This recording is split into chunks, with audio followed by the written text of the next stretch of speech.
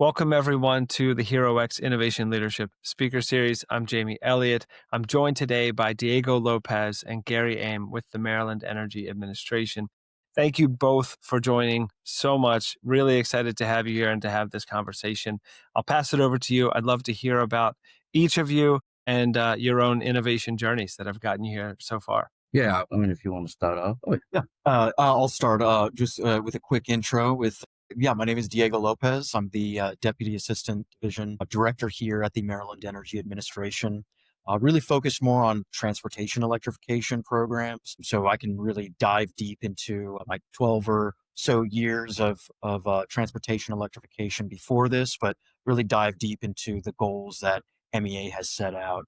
And I'll pass it on to Gary. Yeah. Thanks, Diego. So I'm Gary Ames. So I've been with Maryland Energy Administration for almost close to 10 years. Prior to that, I've been in the energy sector / data center for the last 20 years. And innovation has always been key, how we move the goalposts when it comes to making energy affordable and providing a space for novice ideas bring into the energy space. Myself, I have my background follows biomass, how to use waste to energy, and how to use anything that is wasteable to convert that to a form of energy. And oftentimes when we think of energy, we only think of just the fuel aspect of it. But there is lots of other type of innovative ways we can approach energy sector. So at MEA, we have this goal, this mission to promote clean energy, and MEA stands for Maryland Energy Administration. Sorry for the for the acronym here. So we focus on affordable energy, reliable energy, and there's a couple ways we go about doing that. And this is why this conversation about innovation and transportation that's going to spur more ideas in the future. So we thank you for having this conversation, and we welcome for any question that you have for us. Excellent. I'm curious to know more about MEA and how you would say MEA innovates differently. Yeah, I'll start by really just saying it has, again, really the main core kind of goals. How do we make this more affordable? Really, we want our innovations or the technologies that we incentivize or the policies that we support to really tackle energy affordability. A lot of the times, there are some really great ideas and pilot programs, and we want to be on that cutting edge. And again, that first kind of North Star is this going to reduce the energy bill of the average consumer? The other thing that we really want to focus on is GHG reduction, emission reduction. So, we want to see, again, the cutting edge, energy technologies that we're seeing, whether it's hydrogen, whether it's waste, renewable natural gas. There's tons of different types of technologies, but we really have to rank them in order and balance them. So really, our North Star is really balancing really the public's benefit and really the cost to consumer. So we do have our other sister agencies that we rely on: the Commerce, Department of Transportation, Department of Environment, where if we're really needing to depend on some other like technical assistance, we can really pull in our other sister agencies. So our main focus, again, really is on more of like infrastructure, more of the cost to consumer. How do we also work with the PSC and utilities? So maybe Gary also has some really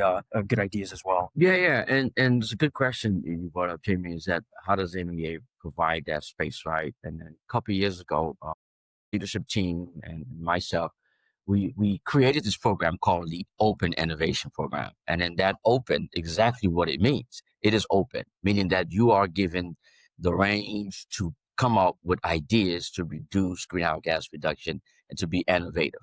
Now, that being said, just because it's open, it doesn't mean that you have, your ideas. I have an idea to walk on the street to create energy, which is great, right? Which is great. But we are not a startup, right? This is not a startup approach. We basically providing you grants and funding to take the next step. What does that mean? That means that feasibility study. Can you scale it? You have an idea, you're able to do your startup feasibility. Do you want to scale it much bigger? MEA provide that avenue for you. Now, how do we do that? The first step we do is that let's have this conversation, because we have about close to like 30 existing programs that we have. While you may have an innovative idea, which is great, we support that, but we may already have an existing grant program that fits that mold for you. So what Gary and others and Diego would do is that, well, can you cross cut that technology? Can you combine an agrivoltaic? Can you combine some other type of technology to make it innovative? And I would listen to that. And if it meets the criteria, and if it meets the mandate, the mission, more than we will welcome to, hey, put in a proposal and let's see if you can have an opportunity for funding. So there is some great project we've had so far that come at MEA, and some of it is still in the works. Some of it is basically we have to have some confidentiality for those proposals, but there are some others that is publicly. I'm more than happy to discuss those with you as well. And of course, once those open programs are successful, they may eventually turn into real programs, one of the 30 or one of the many programs that we have. Many of the programs that we have today came from open innovation, or people coming to us and saying, this is what really the community needs. Awesome. I see a lot of alignment here. Open innovation is what we're all about at HeroX. And Gary, to your background, one of our more popular challenges on the platform was called Waste to Base.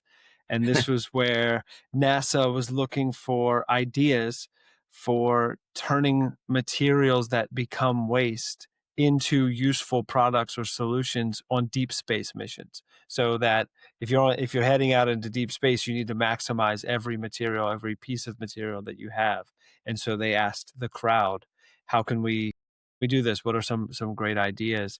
And and then we have different multi-stage challenges where we'll have some that are just pure ideation like that, and then we'll have some that are take this to prototype and development, or do some small scale testing, or now go scale this thing.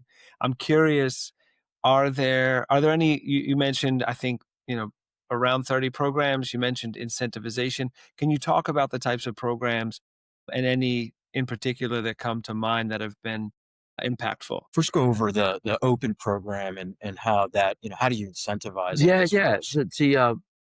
To go into that, the open program, the way we approach it is in threefold. One is, you have a right to give us a white page, 10 pages, meaning that you have the range to just draft your proposal.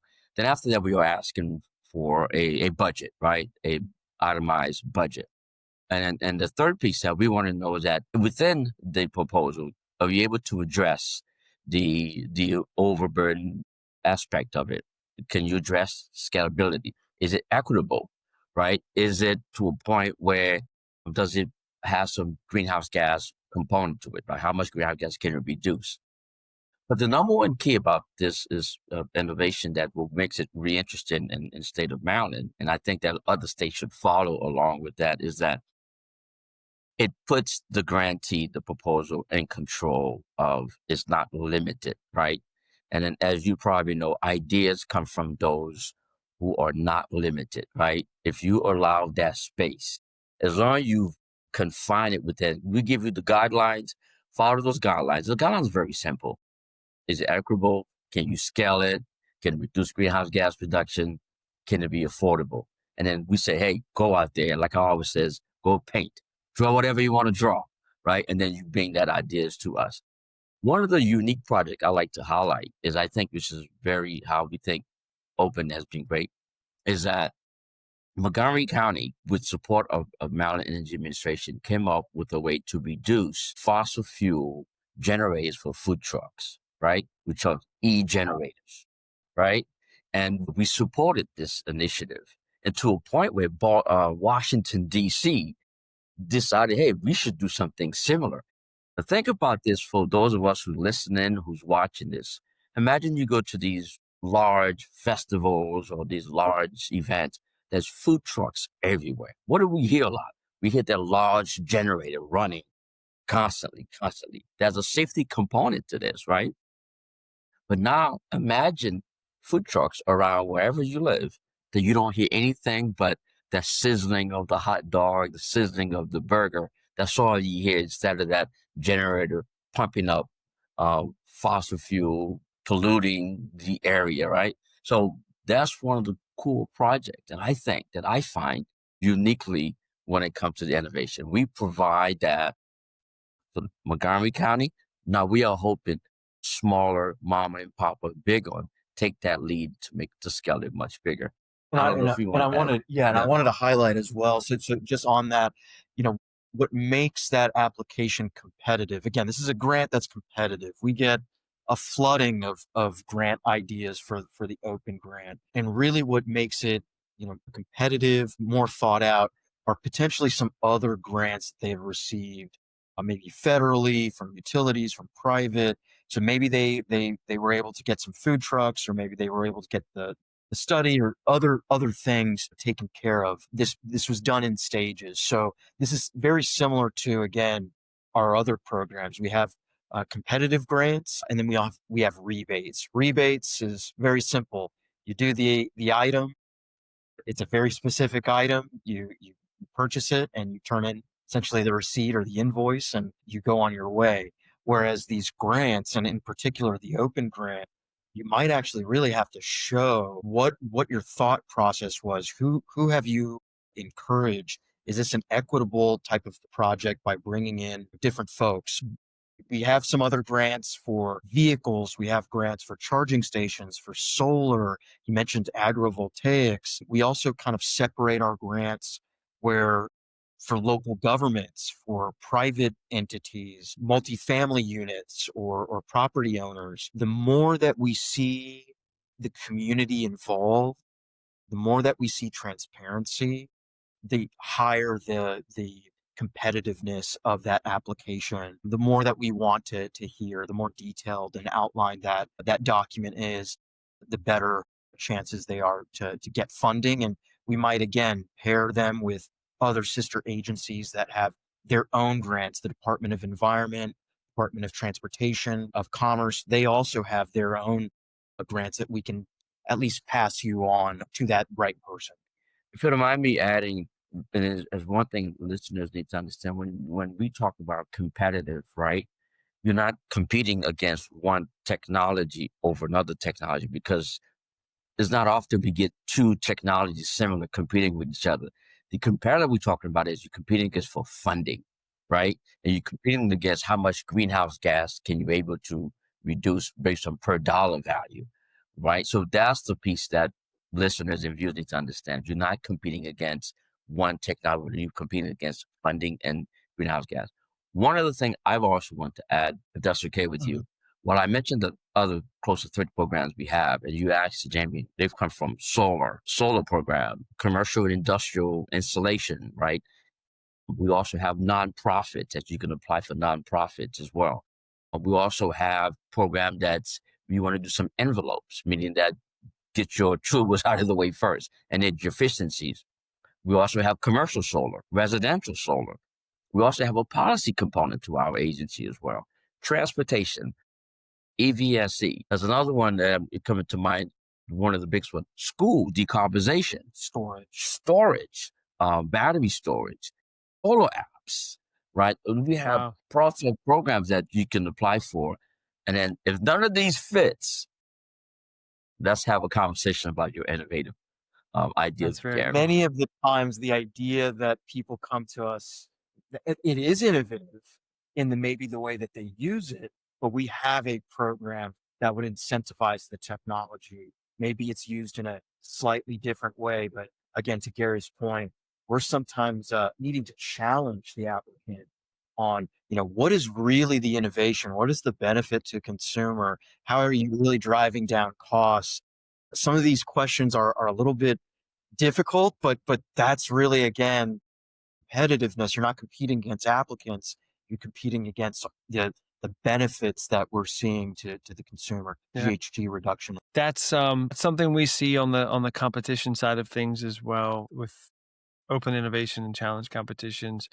National Renewable Energy Laboratory under Department of Energy runs a lot of challenges on HeroX, and they will, as I mentioned before, have these multi-stage challenges where, okay, let's fund the top 10 ideas. for the next 6 months, give them some runway and see who can prototype the best. And then from those, we'll fund the next 5 to go small scale test or take this out to the community and see how they do.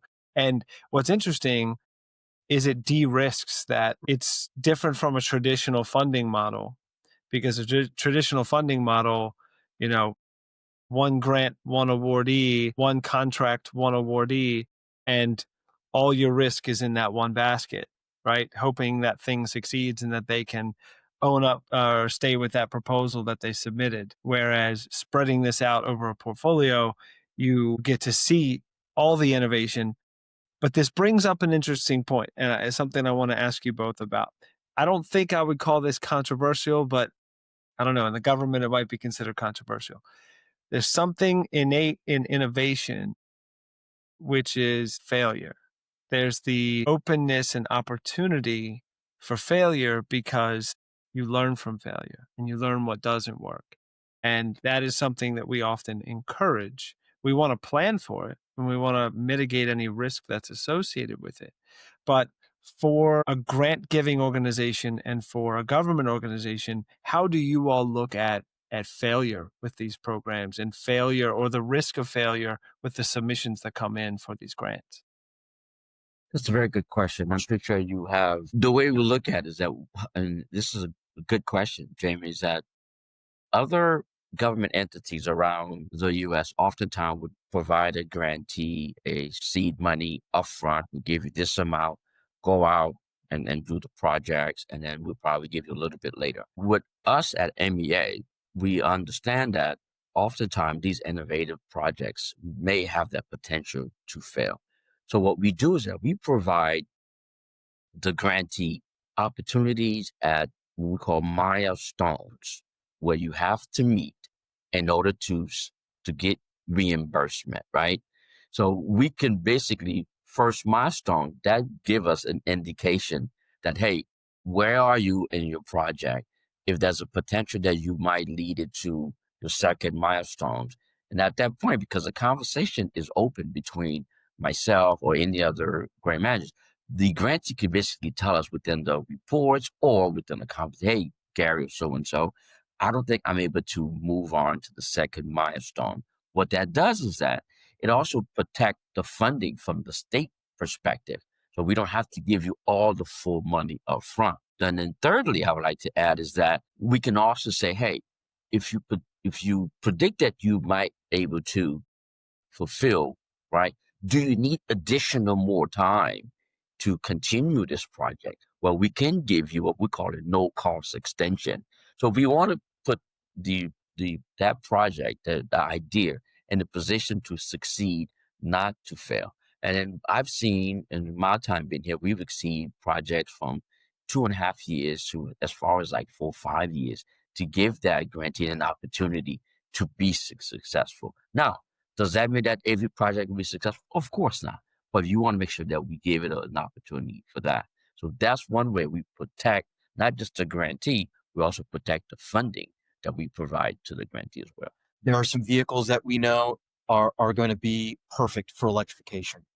But for instance, Frederick County was the first in the state to get a electric fire truck. And it's great. Ribbon cuttings are great. Being the first is always great until you are ordering it. You're needing to put it in service. You're needing to Yeah, charge it. it's To heavy. his point as well, we are funding portions of it, but milestones are really what we're funding. And we're noticing again, there are certain things, maintenance, charging infrastructure, just the technician training, the driver training. There's so many different caveats to different types of technologies. And again, it's great to see our local governments, our partners out there pushing the envelope, getting some of these new technologies. But we also want to be cognizant that some of these have significant risks. They might take a long time to order or this or that. So perfect outline. And we hope to, again, fund more electric fire trucks if, again, we see good vehicle miles traveled, good GHG emission reduction. But we will only see that if we incentivize at least a couple Yeah. vehicles, in the beginning. I think that's a key point there at the end, that others might be hesitant to try something like that. And you all did, and you are. And so you're going to learn so much, and the entire industry is going to learn so much about what works and what doesn't, or what they can improve, because you're taking a bit of risk to see if this thing is possible. It's because it's working in the right direction. I want to know what advice you would give to other people that are working at your level, at the state level, at the governor's office level, for these programs that are trying to do innovative things and get ideas from the crowd, or open things up, or be innovative. I'm also curious about what state to state interaction exists, because I'm just not familiar. How do you all learn from each other at the state level, or from other states? How do other states learn from you all? I would take the advice, and the advice that I provide is something that I lived myself, right? And I remember back in the days, 1800, when I was in school in Massachusetts, and then and I had some great ideas. I was focusing on agro energy, and the advice that I have was, there was a professor that listened to it, even though it was like the craziest idea at the time, right? And then I'm from the island of Haiti, and I was thinking about, like, waste, the waste that we have, like how do we, like, can we, where we can capture more of these wastes? 'Cause there's a lot of um, rural communities, and people use um, outhouses waste. So I'm thinking, but there's ways you can generate energy. And that professor had the time to listen. And this is my advice that I have those who are listening, right? That key phrase, willing to listen, right? And then the willing to listen oftentimes provide an opportunity and ideas, right? You have to willing to listen. So myself, and if you go into maryland.energy.gov, click on the open, one of the key points on the bottom says, please reach out to Gary. Because that key phrase, that the listening to hear someone on the back end, that you talk to someone to say, hey, this is an idea that I have. Do you recommend I put a proposal in? So we may not have a program, we may not have something for you, but when you willing to listen to someone, their ideas, sometimes you can provide that consultation. And the second piece of your question is that, how do we build this partnership with stakeholders, right? A lot of us sit on different committees, nationwide and local.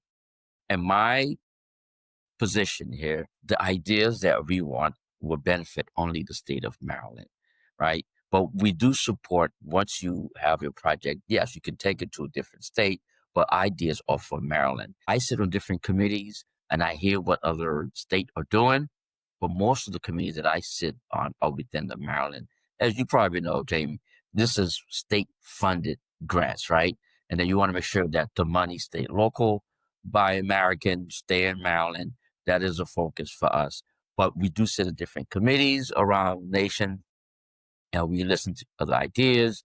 And fortunately, we always tell people, come to Maryland with your ideas. We don't want to nationwide it. We want to make sure that we focus on Maryland. Those are really good, again, external communication strategies. That's exactly what I was going to highlight too. Of go to webinars, we go to different working groups, association groups. We ourselves, the internal kind of strategy, we also want to have our own listening sessions, webinars where we are going through the grant. We have our own periods for request for information, and I think that that's really valuable. The other strategy that has been really helpful for me is again going towards those sister agencies and understanding what is our shared strategy. If we're really looking for infrastructure, and that's kind of what our purview is within that technology, what are the other agencies really doing? We also are a part of, within different technologies, we're a part of a different working group. So working with our legal team, working with our policy team, our communication team, to have a concerted effort. When we do meet with, for instance, we have a corridor, NEVI corridor, sharing with, with charging station requirements. throughout the Eastern corridor between Virginia, all the way through Pennsylvania. We want to have very similar standards. So having those, again, those webinars, those listening sessions, having those meetings, and sharing best practices or sharing questions on standards is a number one thing. That's If really you mind great. me adding, there's a question that I failed to address, and then we talked about open innovation being open to a lot of ideas, but we also have our mandate from our leadership. There are some things that case by case basis we would look at, but it doesn't mean that we would be putting our full funding behind it. Two things is that we tend not to support where it doesn't make sense the expansion of fossil fuel, right? That is a piece that the innovation will not support. Now, that being said, where it only makes sense, that's why I say that piece of conversation is critical, right? We won't support the expansion of fossil fuel. And also that workforce development. Sometimes people have these innovative ideas like, I have a workforce development idea. As long that it ties with what Diego just brought up, infrastructure, right? There's nothing wrong saying I have this great idea, but there's also a component of education and training that follows with it. Yes, we will accept that. But just solely workforce training by itself would not meet the criteria. We have our sister agency, as Diego talking about partnership, Department of Labor, Department of Commerce. They can fund some of those workforce and training. But when it comes to the core infrastructure, capital driven project, we would do that with a combination of workforce and training. And Gary, by the way, congratulations on Haiti qualifying for the World Cup. First That's time in right. 50 years. It's a big deal. Yeah, It's a big deal. It's very exciting. Very exactly. exciting. Yeah. Yeah, that's great. All right. So I will capture the links of the sites that you mentioned, the resources that you mentioned so far. Are there any other pages? You don't have to give us the URLs right now, but just the pages that people should look for, and we'll be sure to put those links in the description. How can folks learn more and get involved? Yeah, you can visit, of course, our website at maryland.energy.gov. You can directly email me. I do have an email. It's open.mea@maryland.gov. Any question you have about any programs, and I think I'm confident enough to not only to help anyone that's interested, but I can steer you to the right program that fits your mold and your criteria. Yeah, I wanted to Fantastic. highlight that in particular. Every single program has an expert, has a person that's connected to it, and we'd be happy to again connect anybody with that particular expert or again sister agency if that's where that leads to. But yeah, we're excited to listen to any person that has some really great idea. It's really great. It's refreshing and it's exciting to hear that, from state representatives, from people that are to help others understand how they can get involved and support their state and make a really positive impact in the world. So thank you both, Diego, Gary. Thank you so much for your time. This has been really insightful, and I love what you guys are doing. We appreciate your time, and yeah, thank you for really good questions and highlighting again innovation within the energy sector. And we're happy to connect with anybody that reaches out. Thank you again. It's been great to have a conversation, and hopefully we'll get more applications. That's right. Awesome. Thanks, guys.